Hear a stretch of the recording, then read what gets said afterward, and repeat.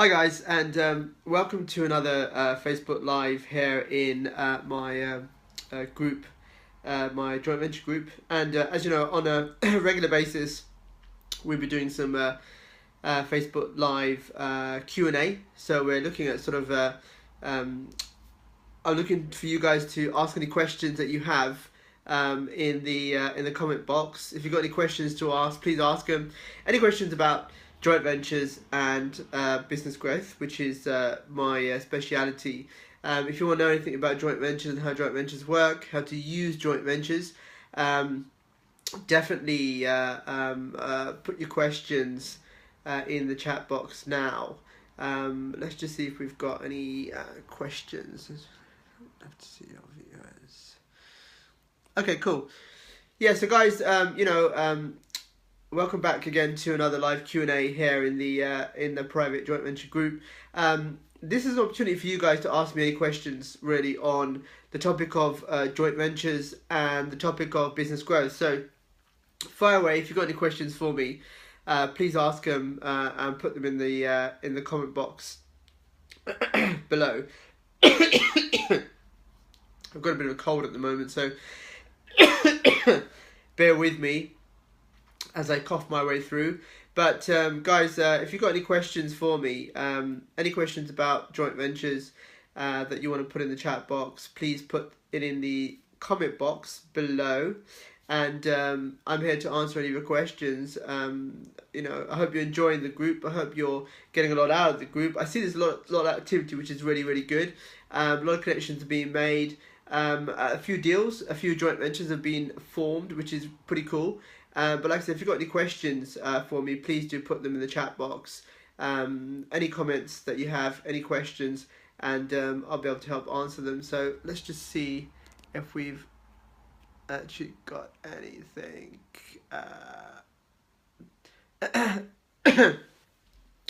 Hey guys, if you just put your questions in the chat box, any questions you have. Do you have any questions about joint ventures? Do you have any questions to ask me about business growth? As you know, I recently sold my consulting business for 8 figures, so and I've done that once before as well, and it's something that I can definitely help with if any of you guys are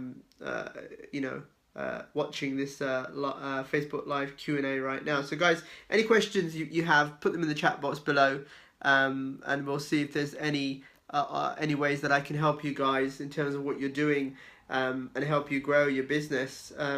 As business owners, we all require help once in a while and advice.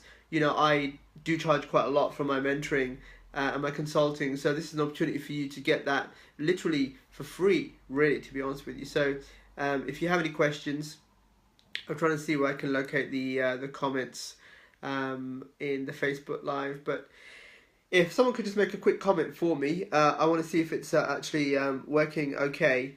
So if someone puts a comment in the comment box, let's just have a look and see if any comments are coming through, because I can't seem to see anything at the moment. Let's have a look.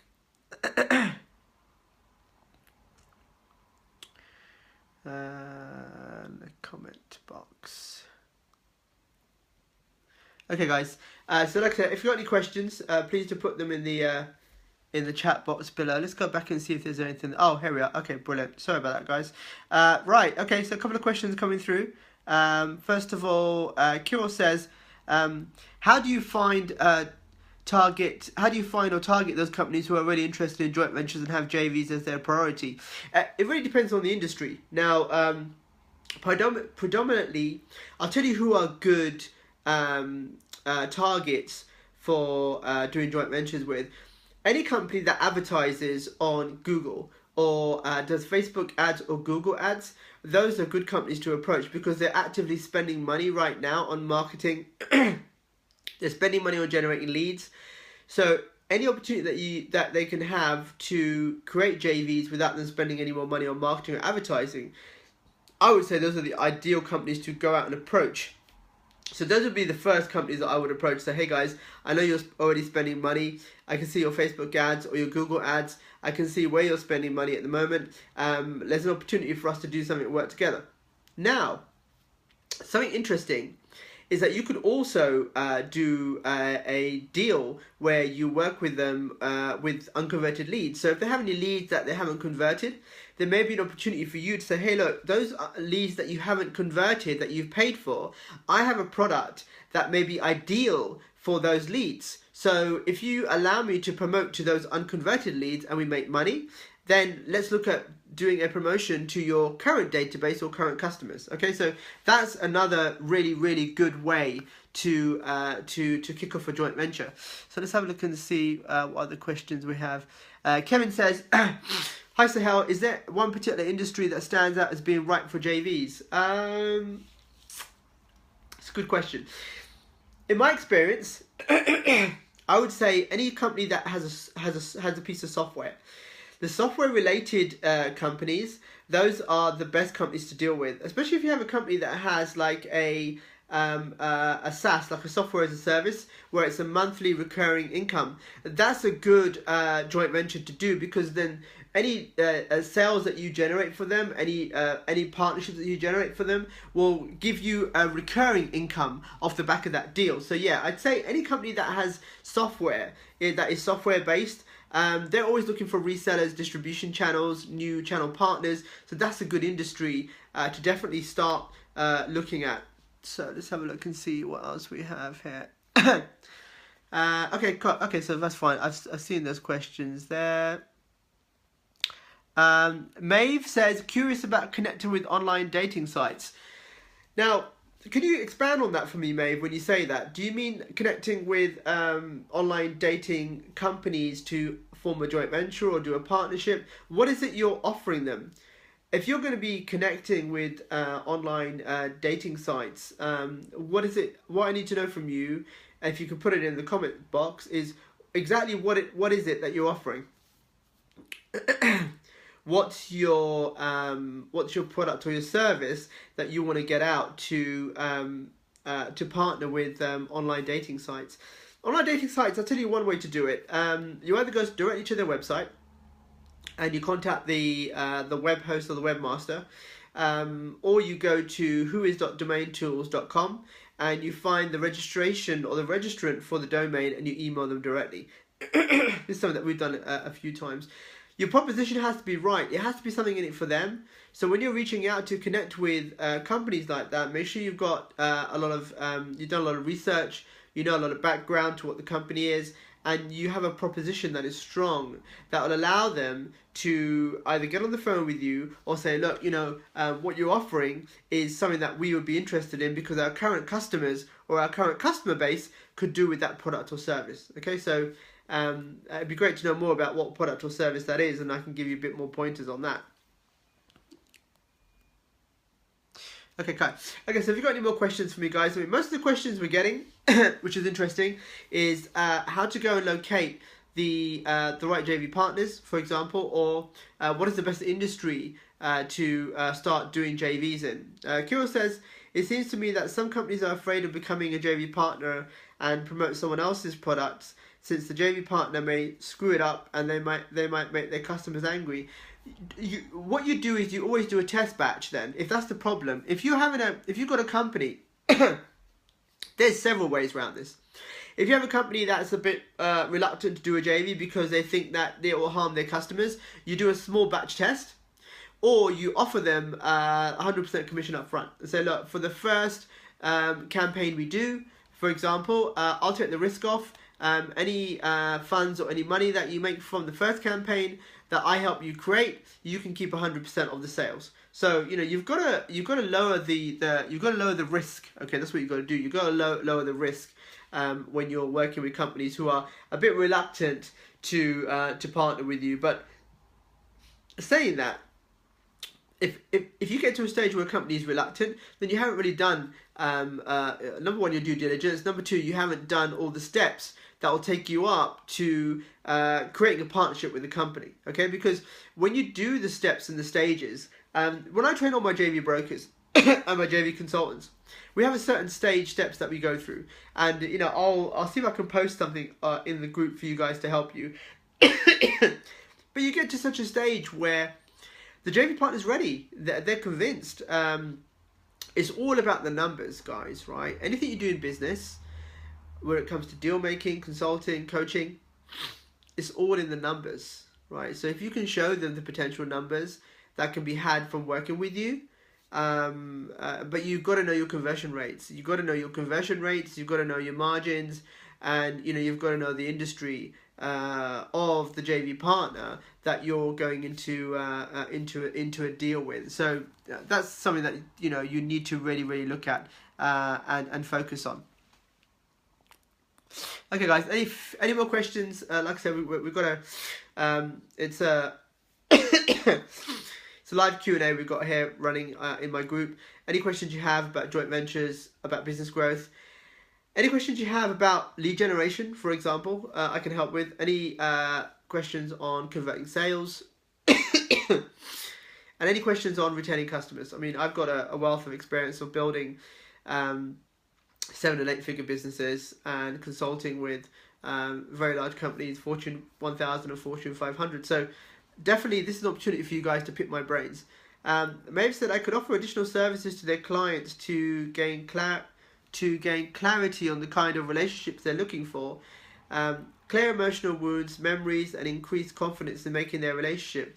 Okay, so what you're offering is interesting. It's like it sounds to me like some sort of counseling service, or some relationship advice service. So it could be interesting. I mean, one of the ways you could do that is approach them to possibly do a webinar to their list, or deliver some free training, for example, and see what the results are from that. But that could be quite interesting. Richard says, I'm unclear how offering 100% of the commission would win them over if they're scared of poor performance. Yeah, exactly. So one of the things that we do in our industry, and I've done many times, to lower the risk, okay, when I'm working with a new client, I will take the burden, or I'll take the risk 100%, but only on the first deal, or only on the first campaign. After that, if I can convince them and it works, then that's the way forward. And I'll tell you one thing, guys, right? You have the whole point is getting your foot in the door, right? That's the whole point, to show them that this concept works. And once you've proven it to them and it works for them, then it's easy to continue the relationship. Michael, hi Michael. Yeah, it's been a while since we've spoken, but Michael says, well done on the recent exit. Can you delve in at all on how you made the transition from startup to growth period to final exit sell?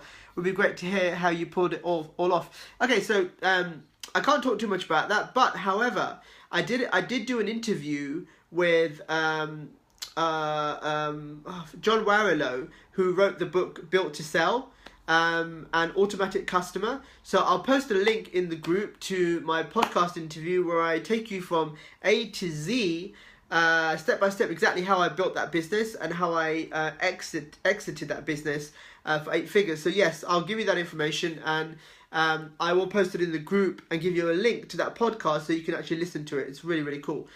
Really cool. So let's have a look here. Michael sent me a link for Benylin dry cough. Yeah, I try and avoid taking anything. I try and do natural or herbal. But obviously, I travel a lot. That's the problem. When you're traveling across different time zones, and you get jet lag, and you're staying in hotels, it's aircon. It comes with the territory.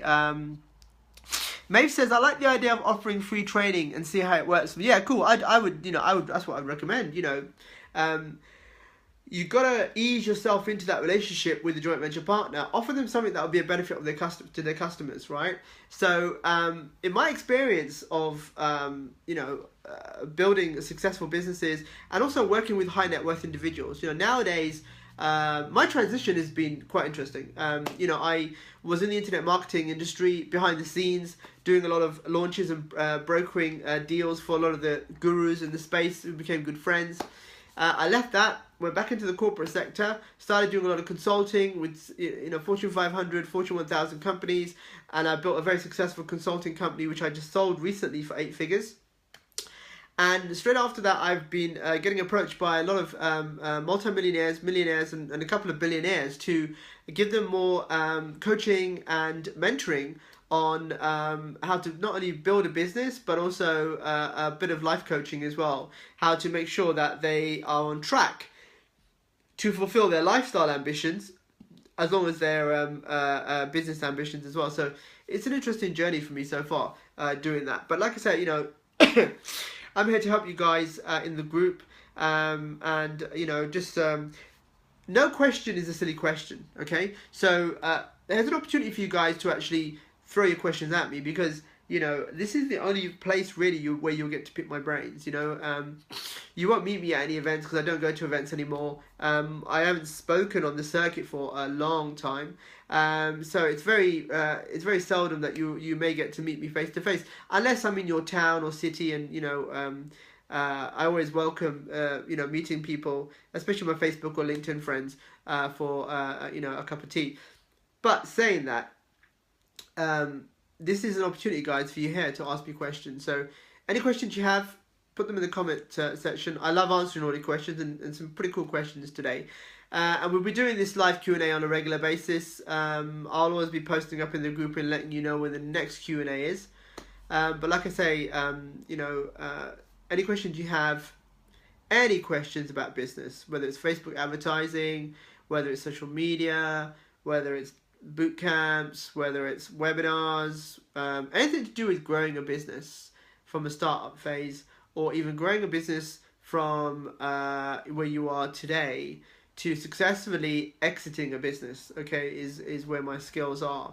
And you know, there's no charge for this you know, this advice right now on this Facebook Live Q&A, because you know, normally people pay, you know, my fees, and my fees are very high. You know, let me tell you, you know, when I do my consulting, normally between 30 and 50k a day, right, for my consulting. That's what I charged with my consulting company that I just sold, which is you know, how I built the value in that business.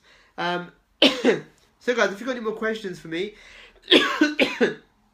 please do put it in the comment section below. If you have any more questions. Let's see if we got any more questions. Oh, cool. Sorry. Let's have a look. Pat says, how do you overcome uneven division of labour and ensure any conflicts of interest with JV partners? Also, is an exit strategy included in the JV agreement?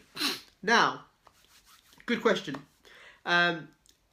There's different kinds of exit strategies when you're doing JVs, right? One could be where you design and implement the campaign for a joint venture partner, which they can use, and you basically license it to them. So if they wanted to cancel the agreement, they could not continue using the campaigns that you put together for them unless they either bought them outright or continued licensing them. So there's always an exit strategy to be had when you're dealing with joint venture partners. I'm not 100% sure on the question, but it sounds like is there an exit? Yeah, you can include an exit strategy in any agreement. You know, when you're putting a joint venture agreement together, the answer to that is yes. Let's have a look. Any more? Quite a few questions. Kirill says, just curious, are there significant cultural differences when setting up JVs, for example, in Asia, Middle East, or the UK, US? Yes, the answer is yes. I've had experience of doing them all. US, what I love about the US is why I do 90% of my business in the US, is they like to do things yesterday. So people in the US, companies in the US are pretty switched on when it comes to joint ventures and strategic alliances.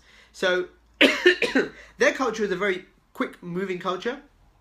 They like to get things done quickly.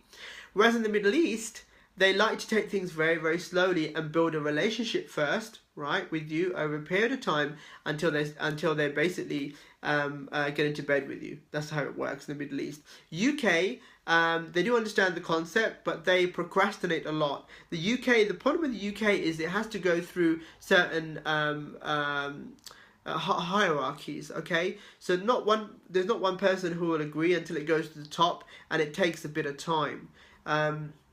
Asia's very similar to US. You know, they know what they want, and they work pretty quick. But then again, Asia is also relationship based. So you know, they like to nurture a relationship over a longer period of time. So I'd say for joint ventures and strategic alliances, the US wins, I guess, on that one, and that's where I've made you know, a lot of money, made millions in that market. To be honest with you. Next question. Richard says, do you only conduct JVs with companies that have a list? No, not necessarily, but they may have a product. They may have an asset that can be utilized, like a warehouse. Empty warehouse, not being utilized, it's just sitting there, no one's renting it. You could actually acquire the rights to that and use it for something. Okay, so doing JVs is not just for products and lists, it's also asset based as well, right? So there's loads of really cool stuff you can do with that. Kevin says, I have a client that sells commercial insurance targeting dentists. I thought there may be an opportunity to reach out to dental supply companies for a JV. Have you done anything in this space? I haven't done anything in that space myself, but I have a couple of brokers in my group that have. So let me see if I can find a case study for you. I do have one guy I trained as a joint venture consultant who's actually working with doctors. Now, I think, I'm not sure if they're plastic surgeons or they could be dentists, but I'll look into that for you and I'll see if I can get a case study put into the group to help you. That's pretty cool. That's quite a common one in the marketing space. Alright guys, we've got a few more minutes left, so if you've got any more questions, please put them in the comment section below. And like I said, I'm here to answer all your questions. Good questions so far, guys. Very good questions. I'm very impressed with that. But yeah, I mean, it seems with me, to be honest with you, when I sold my business, I was going to move away from joint ventures because it was something that I did over a period of time. But I guess I'm stuck with that. I'm stuck with that label, joint venture expert, right? And I do enjoy it, and I still do enjoy it. So I think I'll be doing it more in the space, less than what I was doing before. I'm doing a bit more high level mentoring nowadays, working with high net worth individuals, but I still love that joint venture space because I still use it with my current clients in terms of making connections and putting together deals and doing a lot of deal making. So I guess it'll always be there. Richard said, what is your most unconventional JV you've done thus far? Oh, good question. Most unconventional. Good question. I think the most unconventional one I did was with a Mercedes showroom and teaming them up with an art gallery and a high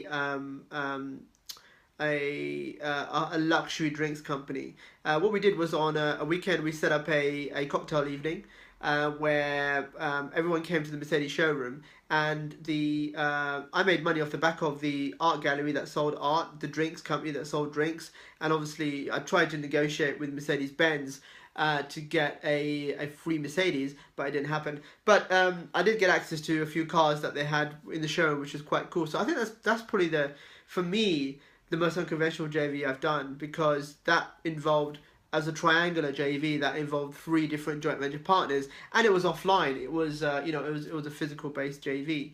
But I think that's one of the most unconventional ones that I've been involved in, because most of my stuff is deal making that I do, but that's probably one of the most unconventional ones that I've done. And obviously, as you know, the 1.5 million deal that I did back in 2010, which was the deal with the direct mail company, where we sold 201,000 units of a computer training course to a company that had 400,000 customers who bought a book. So that was a pretty cool one.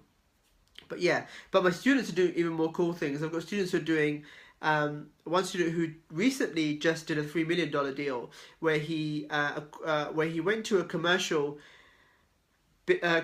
plot with commercial buildings, and he teamed up with a solar company that put solar panels on these commercial buildings, and they managed to sell the buildings with the solar panels, I think for $3 million. That's pretty bizarre, but that was a interesting deal that they did. Alright guys, if you've got any more questions, put them in the comment section. We will be wrapping up in a few minutes, but hey, I hope you enjoyed the Facebook Live Q&A today, and like I say, I'll be letting you guys know on a regular basis the next time we do a live Q&A, so I'll always be putting it up in the group. And again, like I say guys, utilize the group as much as you can. Go in and just speak to the other members of the group. Put in there what you need. I guarantee you, if you need something in your business, there'll always be someone in the group that has something that you want. That's the beauty of joint ventures, right? That's one of the reasons why I created the group. And for those of you guys who are asking about joint venture training, joint venture consultant, broker training, I will be doing something again in the new year, but it won't be boot camps anymore because I sold that company. So I'll be doing probably an online program, 8-week mentoring program in January. So watch out for that. I'll put it in the group. I know a lot of you guys are interested in getting certified as a joint venture consultant or joint venture broker. But guys, anyway, thank you very much. I hope you guys really enjoyed today's Q&A. And if you've got any more questions, put them in the comment box. We'll do another one very soon. I'll let you know. Thanks, guys. Thank you very much for your comments. Thanks, Lorenzo.